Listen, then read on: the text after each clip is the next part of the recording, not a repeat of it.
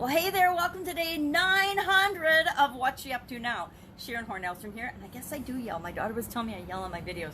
I do get a little excited and talk too loud. Sorry about that. Anyway, day 900, 900 days I've hopped on and shared, sometimes ridiculously, sometimes happily, sometimes very, very disappointed and sad. What I've been doing is I transitioned from the brick and mortar world, the corporate world, the offline world, the real world, to the online world, to the internet, going from being in the real world and doing physical things to doing online, more digital things. It's been an interesting journey so far, and I'm not a dead duck yet. It's not over yet. I guess it's not over till the fat lady sings. It's not over until we quit. Nothing is over or ended or until we stop doing it, until we choose not to do it anymore. Dead duck was, of course, the idiom for supersize your business today, and talking about what it means. And you know, we can be a dead duck as in terms of a role that we've been in, or a job, or an occupation, or a business, or a project, or a plan. We can experience a dead duck feeling when a relationship is over. I'm divorced, so at some point when I knew my relationship was over, I felt like a dead duck in my relationship. We can feel like a dead duck, or we can experience people that behave like dead ducks in different situations when the fit isn't right for us, or when we're just in trouble, or when a project's kind of fizzling out and we know, okay, this project's not going to survive, we need to figure out something differently. So we can see dead ducks with respect to projects, people, ideas, plans, business itself, and us. We can see ourselves as feeling like a dead duck when we feel like we're not in the right place, when we're not doing the things that are right for us.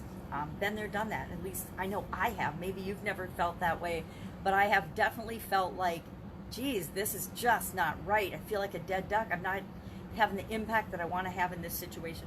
What am I going to do about it? What am I going to do next? So that was our idiom today. Fun challenge today was to share your favorite board game or your favorite game. So that was actually a fun one, to think about, what is my favorite board game? What games did I love to play as a kid? What games were fun for us? And as kids, we tended to be outside playing games and doing activities, outdoors action things, more than inside playing board games. But of course, there were the rainy days where you go to the game closet. We actually had a game closet downstairs in our house across from the bathroom. It was just this little closet that was really good for anything else, so we kept games in there. Games and wrapping paper. That was the wrapping paper in the game closet. Forgot about that. That's funny. Can clearly see that in my mind now. But we had a game closet where, you know, when there was nothing else to do, Mom would be like, go to the game closet and get a game, girls. You're not bored. Remember, that was back in the days where there wasn't a lot of television stations, so if we couldn't play outside, we weren't going to watch TV. We weren't camped in front of, there was no electronic devices, there was no internet. So we had a much bigger dependence on games and board games and activities than kids seem to nowadays. I'm sure there's still some kids that do, but there's this tendency to park kids in front of the electronic device, park kids in front of the phone, park kids in front of the TV. Even I've been guilty of that sometimes with my granddaughter, and she's getting this fixation for YouTube, and I'm like, yeah, we're not watching YouTube this week. We're not going to be on the television because it runs through the computer these days at all this week. And she's a little angry at me because of that. But it's like, sometimes we just need a break from that technology and a break from that routine. Now, I'm in trouble because we do a video every morning about counting to 100, or the alphabet, or some other learning games, and I'm just finding creative ways to do that. We've got books that we can do that with, and there's always another way. And sometimes it's just nice to mix up the learning and get information in different ways. Have you ever heard something like 10 times and ignored it, and then somebody else will say the exact same thing, and all of a sudden it sinks in and you hear it and you have that aha moment that you're like, oh my God, I can do that. And then you actually do and implement the thing that you've heard at least 10 times, if not dozens of times before you're actually ready to hear it and apply it. A lot of that goes on.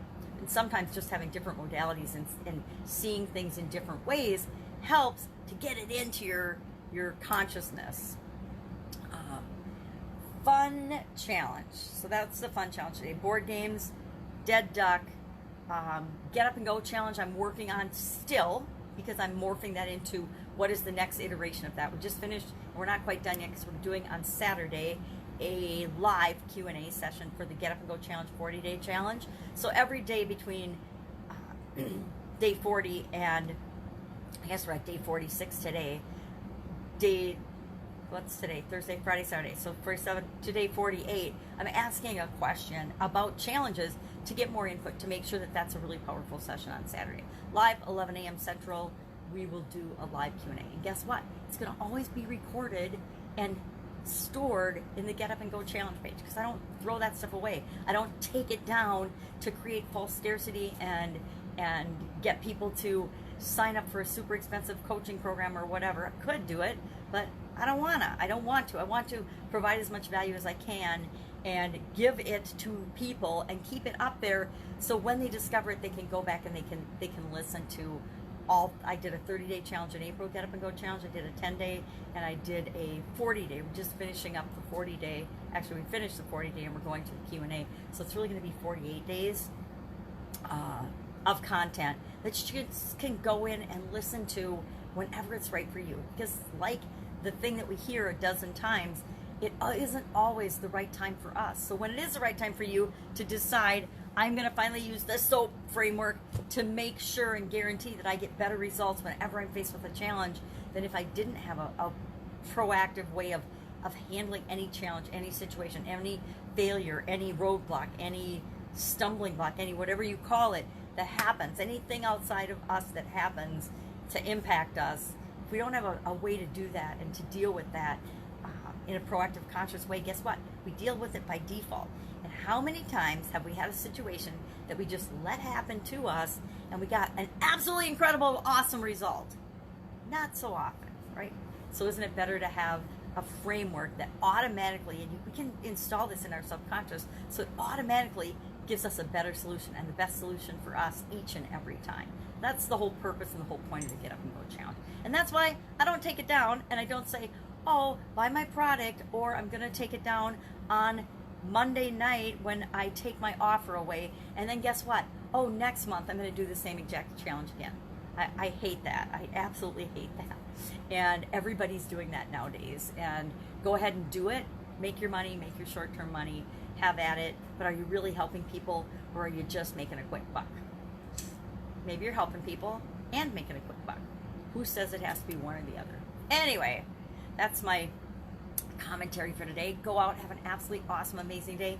If you have a comment for or a question about challenges, go to the Get Up and Go Challenge page on Facebook and submit your question. Just share it in the comments below on any one of the posts from any of the 40 days, and I will make a conscious effort tomorrow to go back through and make sure I've caught and captured all of the questions so that we can review and make sure that everybody gets their questions answered, and especially so that you get your questions answered. Go out, have an absolutely awesome day, and I will, of course, be with you tomorrow. Take care. Bye.